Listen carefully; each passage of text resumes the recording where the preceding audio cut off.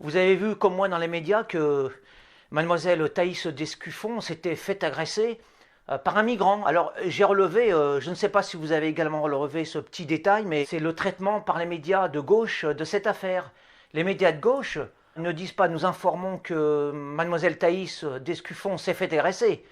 Ils disent Thaïs Descuffon, alors soit a porté plainte pour agression, soit dit qu'elle a été agressée. Autrement dit, eh bien les médias de gauche mettent en doute cette agression sous prétexte que l'agresseur est un migrant. Alors, vous imaginez bien que si c'était un Français qui avait adressé un petit mot de travers à un migrant, ben on aurait fait toute une montagne, on aurait crié au racisme, etc. Voilà, bon, ça c'était pour commenter brièvement l'actualité.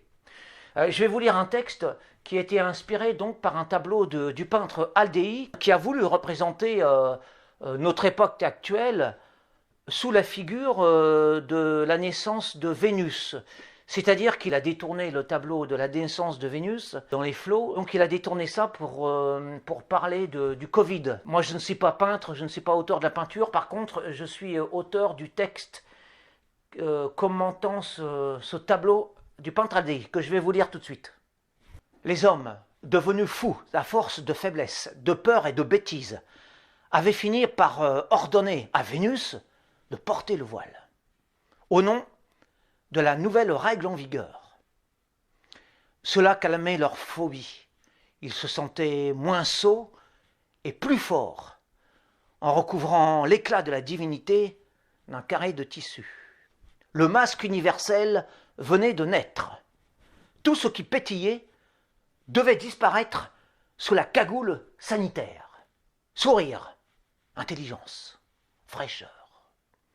Avec cette feuille de vigne hygiénique appliquée à tous, de haut en bas de l'échelle sociale et par-delà les 1000 horizons du monde, les humains s'apparentèrent à de parfaits robots bien réglés, bien conformés, bien à l'abri des moindres heurts qui les entouraient, préservés de la brise du printemps, des postillons de leurs voisins, des paroles sages, des cris de joie de leurs enfants, du parfum des fleurs et des baisers d'amour.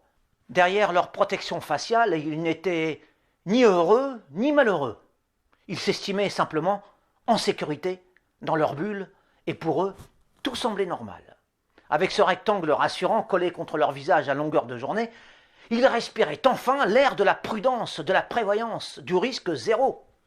Leur liberté consistait à se priver de la pensée, à bannir les étreintes, à se soumettre à des servitudes imaginaires, à s'enchaîner à des boulets stupides, à se vider le cerveau en avalant les ondes anxiogènes de leur écran de télévision.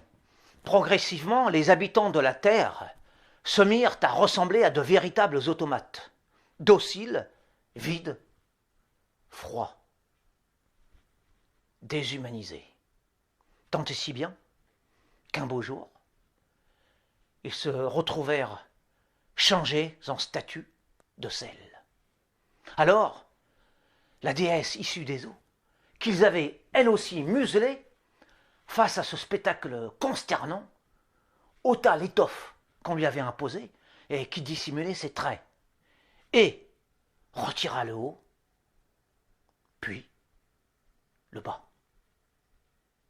Et tous ces pétrifiés sortirent de leurs sottises et s'animèrent. Leur cœur de bipède se remit à battre. La lumière fut enfin revenue et brilla de nouveau sur l'humanité. La beauté dévoilée avait délivré les mortels de l'ordre mondial des imbéciles.